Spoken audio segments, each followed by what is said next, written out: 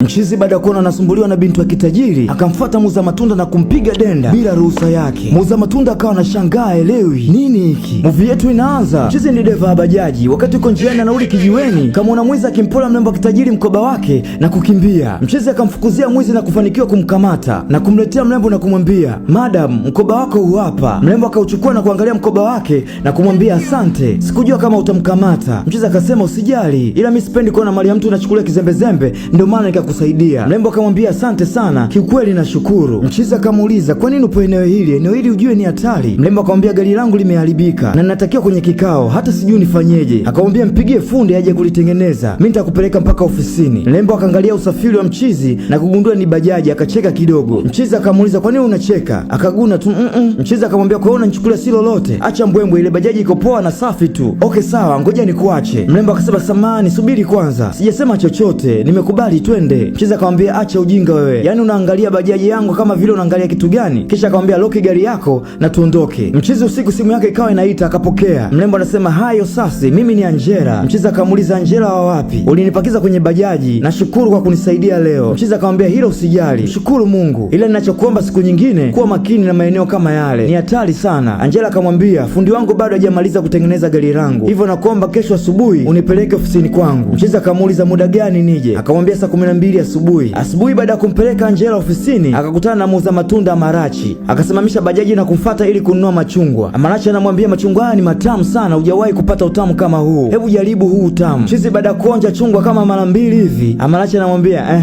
"Umeonaje huo utamu?" Mchizi akasema, "Kweli matamu, hebu nimenyee matano." Kisha akamuuliza, "Unaelekea wapi sasa?" "Naelekea kule kwenye makutano." Mchizi akasema, "Ngoja nikupe lift mpaka huko." Amarachi akashukuru na kuingia kwenye bajaji. Usiku mrembo Angela amelewa chakali baada ya mpenzi wake kumsaliti, ikabidi ampigie usasi dereva bajaji ampeleke nyumbani kwao. Wakati wanaingia nyumbani kwao, mama yake alikuwa sebuleni. Akawauliza, "Nini kinaendelea?" Mchizi akamwambia, "Nafikiri amekunywa sana." Wakati huo Angela anacheka tu, pombe zimemkolea kichwani na kumweka vizuri kwenye kochi. Mchizi akamwambia mama yake, "Nilimwona nje ya baa, alikuwa amekunywa sana, ndio nikaamua kumleta hapa." Akasema, "Ngoja mimi niende." Mama akamuuliza, "Unaitwa nani kijana?" Mchizi akajibu, "Osasi." Mama akamwambia, "Asante sana na ubarikiwe." Mchizi akashukuru akamwambia simu yake nimeweka kwenye mkoba wake na kuondoka. Mama anamuuliza Angela, "Lini umeanza kunywa pombe?" Angela aelewe, ananyanyua mikono tu na miguu. Asubuhi rafiki yake Angela simu akampitia Angela. Akamwambia, "Pole sana, yule mpumbavu Mungu atamwadhibu." Angela anamwambia, "Mike amenisaliti na sijajua kwa nini." Simu anamwambia, "Mike kazingua sana." Angela akamwambia, "Basi na kikao ofisini, hebu tuondoke." Baadaye Angela akamwita Osasi ili waweze kuzungumza kwa wema aliyomtendea jana usiku. Mchizi baada ya kuingia kwenye gari akamsalimia hai. Mchizi akamwambia, "Ni vizuri kukuona, unaonekana poa kuliko usiku wa jana." Angela akamwambia, "Asante kwa mara nyingine." Mchizi akamuuliza, "Kuna nini kilitokea?" Angela akamdanganya, ilikuwa ni birthday tu na vibe hivi. Mchizi akamwambia, "Sijui sana, ile nizani mwanaume kakuumiza." "Niko sawa." Kisha akamwambia, "Sikiliza, hilo halitotokea. Wewe ni mzuri, una moyo na ni zaidi ya malkia, na kila mwanaume anatamani kuwa na mwanamke kama wewe." "Ni kweli ndiyo hivyo, na nina imani utampata mwanaume wako ambaye atakuchukulia kama malkia na atakupenda, atakujali, na hivyo ndio unavyostahili." Angela akamwambia, "Nashukuru kwa maneno matamu, kiukweli na kuheshimu, na ninashukuru kwa kuja jana usiku kunisaidia. Sikujua nitafikaje nyumbani." Mchizi akasema, "Usijali," na kumwaga bai na kuondoka zake. Angela akawa anamwangalia dereva bajaji ya Osasi kwa kumtamani. Huku upande wa pili Amarachi anafikiria maisha yalivyokuwa magumu, mara akasikia sauti ya fundi mkuu ikimwita kwa kufoka, "Amarachi!" Fundi anawaambia, "Wenye nyumba wanakuja Ijumaa, hivyo kusanya vitu vyako vyote na uondoke kabla Ijumaa." Amarachi anauliza, "Kivipi? Sasa mimi nitaenda wapi?" Fundi anamwambia, "Mimi halinihusu, nilishakwambia kabla." Amarachi anashika kichwa, haelewi pa kwenda. Fundi akamwambia, "Kusanya vitu vyako na uende, nadhani umenielewa." Amarachi akajaribu kumbembeleza fundi lakini ikashindikana. Huku usiku Angela akampigia simu dereva bajaji na kumwambia, "Hello Sasi, hi, ninakutumia address, naomba tukutane sehemu fulani hivi kesho mida ya saa 1 usiku. Please, nakomba uvae vizuri," na kumtakia good night. Na hisi Angela hapa kuna kitu anakitafuta. Baada ya kuenjoy Mchizi akamwambia Angela, "Asante kwa siku nzuri ya leo, nimeenjoy kwa kweli." Akamwambia, "Nashukuru, na mimi nimeenjoy." Wakaangaliana kisha Mchizi akamwambia, "Mimi ngoja niende." Angela akamshika akamwambia, "Osasi, nakupenda, kiukweli nakupenda. Nilikupenda siku ya kwanza tu tulipokutana, uliponisaidia kunirudishia mkoba wangu kutoka kwa mwizi. Nakupenda sana, muda wote nakuwaza, ninahitaji kuwa na wewe." Mchizi akamwangalia kisha akamwambia, "Angela, nakupenda pia. Nafikiri wewe ni mtu tofauti, special na beautiful woman, lakini nafikiri mimi sio mwanaume sahihi kwako." Akamwambia, "Au kwa sababu ya pesa?" "Bila shaka." Mchizi akasema, "Angela anasema nina pesa za kutosha." Mwamba akasema, "Hapana, haiwezekani. Nahitaji niwe na hela zangu mwenyewe. Sihitaji kuwa na mwanamke wa kunisaidia kila kitu. Na kuomba unielewe. Unajua nini? Unaweza kunipa muda nifikirie?" Angela akachoka. Mchizi akamwambia, "Usiku mwema." Akamjibu, "Na wewe pia." Huku Simi akaja nyumbani kwa kina Angela anamwambia, "Nimekupigia simu sana lakini ulikuwa upokei. Nini shida?" Akamwambia, "Hebu acha kulia." Angela anamwambia simu niliweka silence. Akamuuliza nini kimetokea? Akamwambia mtoko haukuwa mzuri. Simi akamuuliza Usasi amesemaje? Wewe unadhani atakuwa amesemaje? Simi akasema Mungu wangu, ina maana akakukataa eh? Ndiyo amenikataa. Angela akawa analia tu. Simi akamwambia hivi unajijua wewe ni nani? Ushatembea sana na azi yako ni kubwa sana. Unaanzaje kumtongoza dereva bajaji awe mpenzi wako? Alafu pia akakukataa na ukubwa wako wote huo. Angela anasema uwezi amini yule kijana muda wote ananijia kwenye uso wangu. Simi anamwambia kwa kweli umejishusha. Hata siamini mwanaume kama yule ustahili kuwa naye. Amefanya umemsahau kabisa Mike. Angela amechanganyikiwa mpaka anashindwa kuongea. Analia ikabidi wakumbatiane tu. Siku nyingine akamwita tena Usasi kwenye gari yake. Usasi akamsalimia. Angela akamuuliza una tatizo gani? Mchizi hana jibu, akamwambia niko bize. Uko bize au unanikwepa mimi? Mchizi akamwambia Angela, siwezi kukupatia kile unachotaka na unisamehe sana. Angela akamuuliza je, unanipenda? Mchizi akamwambia mapenzi ni mazuri ila. Angela akamuuliza tena je, unanipenda? Mchizi akamwambia kukupenda au kutokupenda ni maamuzi binafsi, nami nimechagua, naomba uniache kidogo, na hii ni kwa sababu ya historia ya familia yangu. Mimi ni mtoto wa kwanza kwenye familia ya watoto 5 na wote wananitegemea mimi, na wawili wapo chuo kikuu na wote nawalipia ada. Nahitaji kumsaidia mama yangu, ndio maana sihitaji kuwa na mwanamke yoyote kwa sasa, na sihitaji mwanamke atayenihudumia kwa kila kitu. Hiyo itanifanya nisionekane mwanaume kamili. Angela anamwambia Osa. Mchizi anamwambia baba yangu wakati tunakuwa alikuwa afanyi kazi yoyote, kila kitu anamtegemea mama. Bi mkubwa alikuwa anafanya kazi usiku na mchana kunilea mimi. Iliniuma sana baba yangu hakuonekana kama mwanaume kamili. Sitaki kuwa kama yeye, nitajisikia hivyo. Angela akamwangalia akamuuliza kwa hiyo unipendi kwa sababu hiyo? Akamwambia hapana, nakupenda na najua unachohitaji, ila mimi sistahili kuwa wako. Angela akasema unanipenda ila huwezi kuwa nami kwa sababu hujajiweza, si ndio? Mchizi akamwambia kwa sasa siwezi. Angela akasema sawa, usiku mwema. Kesho yake Usasi ipo kijiweni, rafiki yake anamwambia mwanamke anakupenda alafu wewe unazingua, hata sijui una matatizo gani. Mchizi anamwambia mimi siwezi kukubali mwanamke anihudumie. Rafiki yake anamwambia Usasi, hapa tunatafuta hela, sasa wewe unashindwa kuelewa nini? Hebu jiongeze bwana. Mchizi anasema mimi simwamini yule demu. Rafiki yake anamwambia kumbuka bahati haiji mara mbili, shauri yako. Wakati yuko njiani na bajaji, Mchizi akamwona Amarachi na sahani yake ya matunda, anatembea akachoka kama mtu mwenye mawazo vile. Akasimama na kumuuliza unaendeleaje? Aliposhuka kwenye bajaji, kumbe Amarachi alikuwa analia peke yake. Akamuuliza una matatizo gani? Hebu niambie. Amarachi akashindwa kuongea. Mchizi akamshika mkono na kumleta pembeni ili waongee vizuri. Amarachi akamwambia Usasi, sina sehemu ya kwenda, sina mama, sina baba na hakuna wa kunisaidia. Usasi akachoka akasema kweli duniani matatizo yanazidiana. Amarachi anasema sielewi wapi nitaishi na giza linaingia. Mchizi akamwambia mimi naweza kutatua tatizo lako. Amarachi akastuka, hebu niambie. Mchizi akamwambia itabidi uhamie kwangu, mdogo wangu kaenda chuo, kwa hiyo niko peke yangu nyumbani, kwa hiyo tunaweza kuishi pamoja tu. Amarachi akasema haiwezekani, kuishi na mwanaume haiwezekani. Mimi Amarachi niishi na wewe nyumba moja? Kiukweli siwezi. So umesema huna pa kwenda, huna baba wala mama? Amarachi akasema hata kama ni mwema, ila iko kitu kilichokuwa kwenye suruali, mwili wangu ukikugusa tu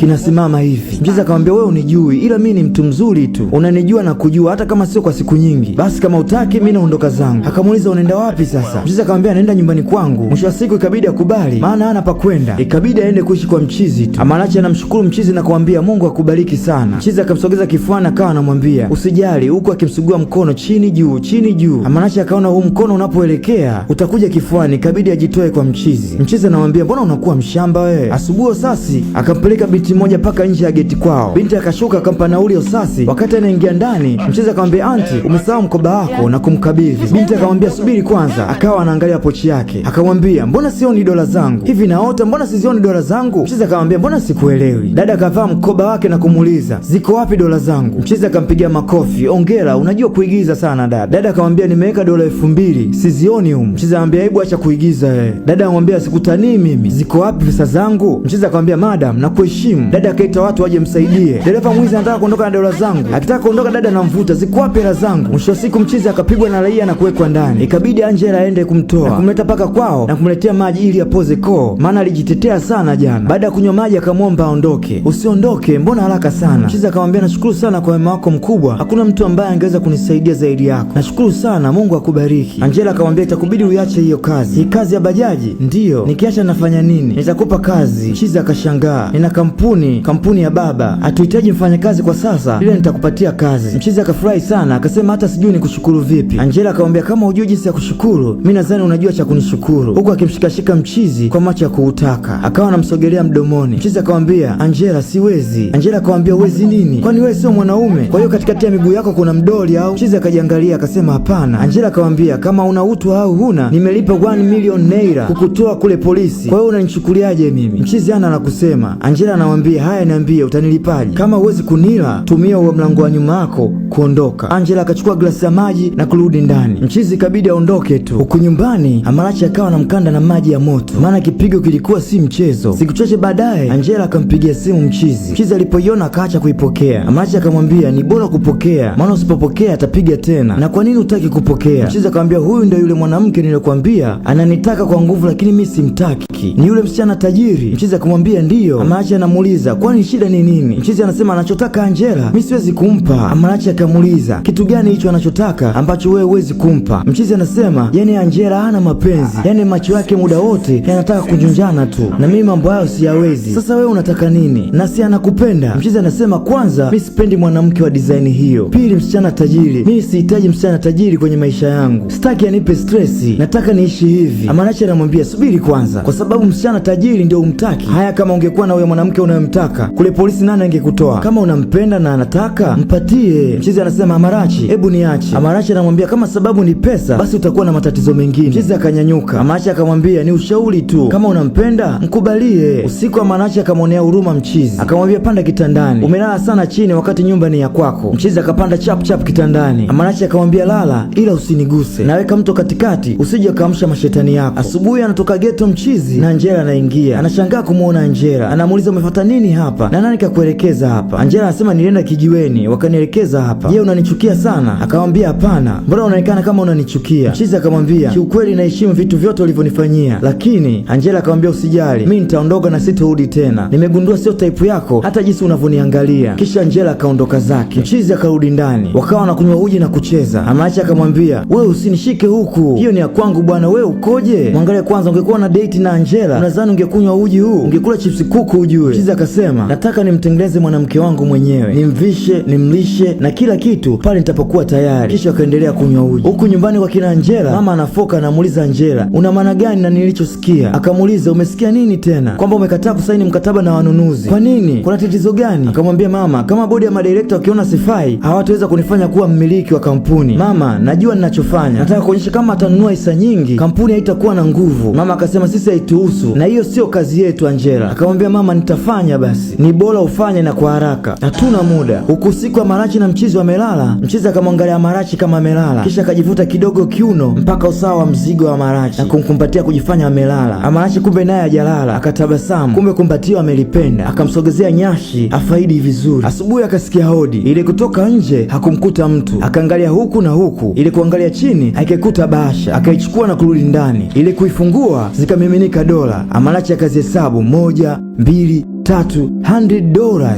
Akamwambia una bahati sana, jana umelala na homa unaamka na dola, Mungu nakuomba nibariki na mimi. Hivi nani atakuwa amekupa hela zote hizi? Mchizi akasema sijui. Amarachi akamwambia usijali, ni za kwako kwa sababu barua imeandikwa jina lako. Mchizi akasema hapana, siwezi kuzichukua. Kesho yake Mchizi akaenda kwa kina Angela. Mama Angela alipomwona akamkumbuka. Oh, Osasi right? Ndio mimi, vizuri kukuona tena. Akamwambia nahitaji kumuona Angela. Akamwambia okay, na mgeni kwa sasa yuko juu kona ya kwanza. Mchizi akamwambia niingie? Akamwambia ndio. Ukujua Angela anaongea na simu kwenye simu, anasema mchezo nishaumaliza. Anasema baada ya kumtumia bomu la zawadi na kumlipa mdada mzingue na kumlipia deni kituo cha polisi, usijali atakuja mwenyewe. Wakati huo Mchizi anasikia kila kitu. Angela kugeuka na kutana na Osasi, akashtuka, akamwambia sio kama hivyo unavyofikiri. Mchizi akamwambia mama yako ameniruhusu kuingia na nimesikia kila kitu. Mchizi akamwambia kwa hiyo unafanya hayo yote kwa sababu ya seksi? Hapana, ni kwa sababu nakupenda. Ni mapenzi gani ya kipuuzi hayo? Umeniendesha sana wewe mwanamke, nyamaza, sitaki kukuona tena, na kusepa. Akamwacha Angela akachanganyikiwa, akakaa na kumwambia Simi nimekwisha. Kesho yake Angela hajakoma, akamfuata Mchizi nyumbani kwao. Mchizi akamwambia unatafuta nini Angela? Nishakwambia sitaki kukuona tena. Angela akamwambia nisamee Osasi. Mchizi akamwambia asante kwa kila kitu, mimi sina hasira na wewe, ila ninachotaka uelewe sitaki kukuona tena. Kwa nini unakuwa mgumu lakini? Angela akamwambia sielewi kabisa juu yako, nashindwa kujizuia. Wakati huo Amarachi anarudi na sinia lake la matunda. Mchizi alipomwona Amarachi akamwambia hey baby na kumpiga bonge la kisi. Wakati huo Angela anashangaa tu, huku akimwambia Angela kutana na girlfriend wangu. Amarachi akabaki ameduaa, mambo gani haya? Mchizi akamwambia Amarachi huyu ni Angela. Angela akashangaa na kuamua kuondoka. Amarachi akakasirika kupigwa denda bila ruhusa yake. Je, ungekuwa wewe ungekubali kupigwa denda? Na kuamua kuondoka zake. Baadaye Mchizi akamwambia Amarachi hebu kuwa mpole, hebu nielewe. Amarachi akamwambia nakuelewaje? Umenifanyaje kule nje? Unanipigaje denda vile? Nimekuomba nisamee basi. Nikusamee vipi? Uliona wapi marafiki wakikisiana kwenye lipsi? Kwani mimi ni mpenzi wako? Mchizi akamwambia kwani kuna tatizo gani wewe ukiwa mpenzi wangu? Amarachi Amarachi akamwambia sijakuelewa, una maana gani? Mchizi akamwambia sijawahi kuwa na mwanamke anayenijali kama wewe, unanihudumia vizuri, sijawahi kuhudumia kama hivyo. Siku ya kwanza nilipokuona ulipokuwa unampiga yule kijana, kiukweli nilikupenda sana, nikasema huyu ndio mwanamke wa ndoto zangu, anafaa kuwa mke wangu. Angela aliniahidi kila kitu ninachotaka katika hii dunia, nimemkataa kwa sababu nakupenda wewe, natamani uniambie nakupenda. Amarachi akamwambia basi usongee sana, nakupenda pia. Mchizi akacheka akamwambia sasa kwa nini ulikuwa unajifanya una hasira? Kumbe ulikuwa unanitaka na wewe. Akamshika kiuno. Amarachi akashtuka akamwambia wewe si mpenzi wangu? Amarachi akajibu ndiyo kwa aibu. Kisha mchizi akamsogelea Amarachi na kuanza kumpiga denda la kwanza,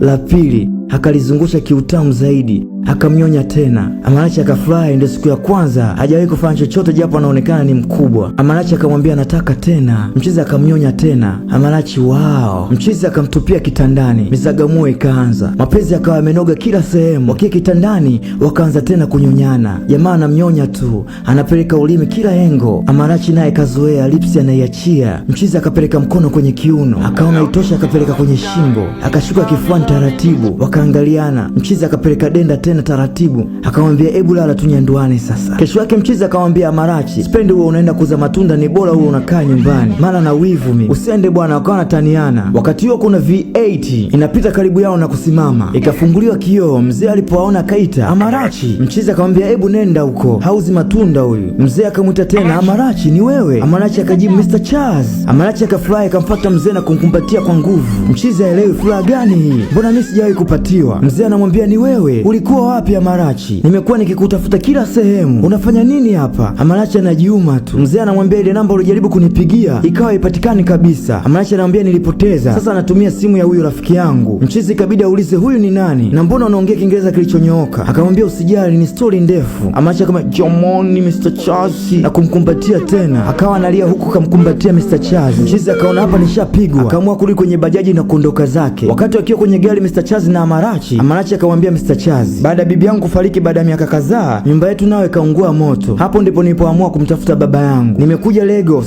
nikatumai nitakuona kwa sababu kuna namba uliandika katika moja ya barua ulizokuwa unatutumia, lakini sikuweza kukupata. Nimejaribu na kujaribu lakini upatikani, hivyo nikaamua kuuza matunda ili niishi. Mr. Charles akamwambia kwanza naomba nikupe pole kwa yale yote uliyopitia. Nilikuja miaka michache iliyopita nikaona kweli nyumba yenu imeungua, sikujua na kupataje. Amarachi akamuuliza naweza kukuuliza swali? Akamwambia ndio unaweza. Akamuuliza kwa nini wewe? Mbona baba anitafuti? Kwa nini alikuwa haji kuniona? Wewe ndio ulikuwa unakuja siku zote, unawezaje kuja kumuona mtoto ambaye baba yake hataki kumuona? Nataka kujua ni kwa nini. Mr. Charles akamwambia sio kama hivyo unavyofikiria, baba yako anakupenda sana. Amarachi akacheka akasema siwezi kuamini hilo, ila ni sawa tu, huyu ni mimi na ninaishi maisha yangu, mwambie niko salama na niko sawa na wala sitaki kumuona, ni miaka imepita sasa. Mr. Charles akamwambia Amarachi, baba yako amefariki. Amarachi akashangaa akamwambia amefariki kwa presha ya moyo miezi michache iliyopita, pole sana. Huku nyumbani mchizi anasema nilikuwa na hasira, pia ulinichanganya, kwa nini hukuniambia lolote na unazungumza Kiingereza vizuri? Amarachi anamwambia sio kwamba sikwenda shule kabisa, nilikuwa naishi na bibi yangu na Mr. Charles alikuwa anakuja na kutupa pesa, nilisoma mpaka sekondari. Mama yangu alifariki baada ya kunizaa, kwa hiyo bibi yangu ndio alikuwa ananilea. Bibi alipofariki ndio nikaja Lagos kuuza matunda na sikutaka kuongea Kiingereza kizuri, ningewachanganya watu. Mchizi akasema basi haina shida, nimekuelewa. Asubuhi Mr. Charles akaja akamwambia Amarachi, jiandae kesho nitakuja kukuchukua twende ukapaone. Sasa inabidi niende, nina vitu vingi vya kufanya, nitawaona kesho, niandikia account number,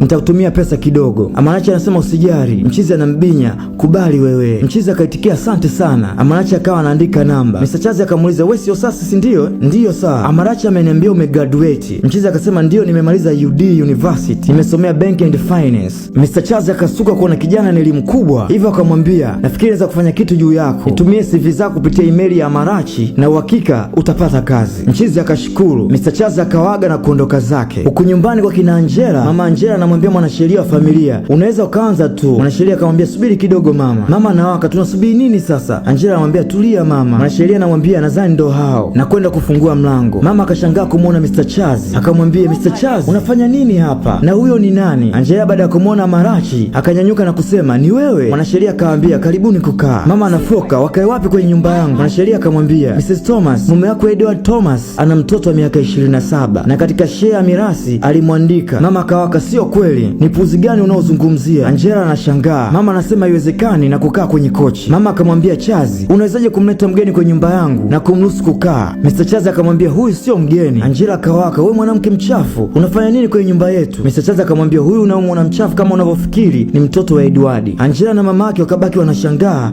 na kukaa kwenye kochi. Mama hasira zimemjaa, anatamani kuwarukia. Mwanasheria akaanza kusoma usia wa marehemu. Magari yangu na nyumba yangu katika mji wa Lagos ukijumlisha na nyumba anayoishi familia yangu na 50% za share kampuni itaenda kwa my daughter ambaye ni Amarachi Thomas, mtoto wa Teresa ambaye ni mtoto wangu wa kwanza. Amarachi, mama na Angela wakabaki wanashangaa. Angela akacheka sana, akaona huu ni utani. Mama ana pressure, haelewi. Angela akasema lazima utakuwa umekunywa wine wewe, na kuendelea kucheka. Mama anauliza inawezekanaje? Mwanasheria akaendelea, 25% itakwenda kwa wawekezaji wa kampuni na 25% iliyobaki itakwenda kwa Angela. Mama anasema huo ni uandazimu. Ndiyo, ni uchizi. Mwanasheria akaendelea, hata baada ya kujua Angela sio mwanangu niliendelea kumpenda na kupenda sana Angela. Angela akamwangalia mama yake na kunyanyuka, akamwambia mwanasheria, unasoma puzi gani huo? Je, unaweza kuniambia baba yangu wa kweli ni yupi? Mr. Chazi akamwambia, mama yako mbona najua muda mrefu. Mama akamchinjia Angela, yaani wewe unaweza kunipandishia sauti? Amarachi akashindwa kuamini alichosikia na kunyanyuka na kuondoka zake. Baada ya kuondoka mwanasheria na Mr. Chazi, mama akabaki kwenye kochi amechanganyikiwa. Mwanae Angela akaja akamwambia mama yake, umeniangusha sana mama, unawezaje kufanya hivi? Mama anamwambia, oh please, nilikwambia toka mwanzo uuze kampuni, ukawa mgumu sana. Sasa umejionea kilichotokea, umejionea mwenyewe. Angela akamwambia, kwa hiyo haya ni makosa yangu? Mama anamjibu, ndio, kwa hiyo ni makosa yangu zaidi ya wewe kumsaliti baba yangu na ukapata mimba na mwanaume mwingine. Mama akanyanyuka na kumsogelea na kumtia kibao, akamwambia, hebu nyamaza, kama ungeuza kampuni tusingefikia hapa sasa. Ona ulichofanya, tumekwisha kabisa, yani tumezikwa chini, na kuondoka zake. Angela anaumia, akawa analia tu, amini kilichotokea. Siku zilizobakia kabla ya kuondoka kwenye nyumba, mama akawa analewa tu. Angela akamfuata mama yake na kumuuliza, baba yangu ni nani? Mama akamuuliza, swali gani la kipuzi unaniuliza? Akasema, sikuwahi kutaka kuolewa na Mr. Edward kwa sababu nilikuwa na mtu ninayempenda katika maisha yangu, ila wazazi wangu walinilazimisha niolewe naye, na hiyo ni kwa sababu ya kupata kampuni yake. Ndio hiyo kampuni uliyokataa kuiuza ulipopata nafasi. Nimeishi hapa miaka 27 na mwanaume ambaye sikuwahi kumpenda, na hiyo ni kwa sababu ya pesa. Ona sasa